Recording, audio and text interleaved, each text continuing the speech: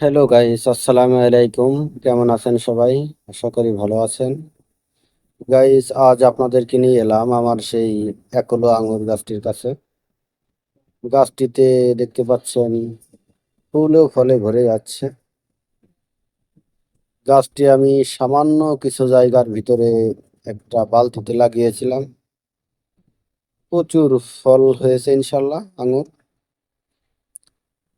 আর আজ আপনাদের দেখাবো যে বিষয়টা, সেটা হচ্ছে গাছ আমি প্রুনিং রানিং রেখেছি। পুটিং করে দিলে, গাছগুলার ডাল কেটে দিলে কি হয় এটা দেখানোর জন্য। এই যে দেখতে পাচ্ছেন আমি গাছগুলা কেটে দিয়েছি।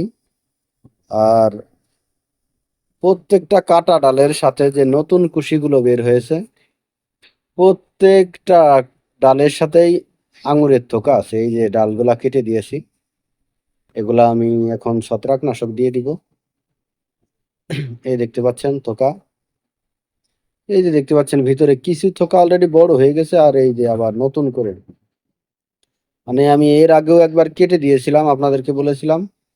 এই কেটে দেওয়ার কারণে নতুন করে যে শাখা পোশাখাগুলো বের হয়েছে, সবগুলো শাখা পোশাখার সাথেই আঙুর আছে। এই যে দেখতে পাচ্ছেন সবগুলো ডালে আমি আবার আজকে নতুন করে কেটে দিলাম, এবং দেখতে পাচ্ছেন প্রত্যেকটা ডালেই প্রচুর পরিমাণে থোকা পড়েছে, প্রত্যেকটা ডালে।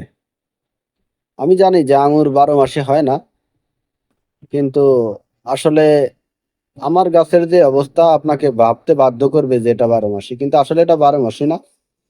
আমি মূলত পুটিং করে দিয়েছিলাম, যে কারণে এরকম হয়েছে। এই যে দেখতে পাচ্ছেন এই ডালগুলো আমি আজকে কেটে দিয়েছি। এই ডালগুলোর সাথে কিছু আঙুরও আছে যেগুলো আমি ফেলে দিয়েছি, নতুন করে থোকা আসতেছিল। বেশ কিছু বলতে সবগুলাই আমি কেটে দিয়েছি। নতুন করে যে ডালগুলা আঙুর নিয়ে বের হয়েছিল, একটা গিরে রেখে বাকিগুলা কেটে দিয়েছি। তো কাটার কারণে নতুন করে আবার ডালপালা বের হবে, সেই ডালপালার সাথে আবার আঙুরের থোকা বের হবে, এমনটাই আশা করছি। আপনারা দেখতে পাচ্ছেন যে প্রত্যেকটা ডালেই, প্রত্যেকটা গিরাই ফুল এসেছে। পুরোনো যে আঙুরগুলো ছিল সেগুলো হয়তো আর 1 মাস পরেই পেকে যাবে। আবার নতুন করে এই যে সবগুলো থোকা পড়ছে।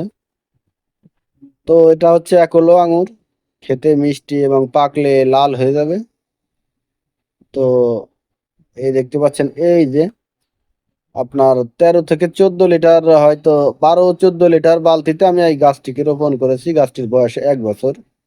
রোদ মাশাল্লাহ ভালোই।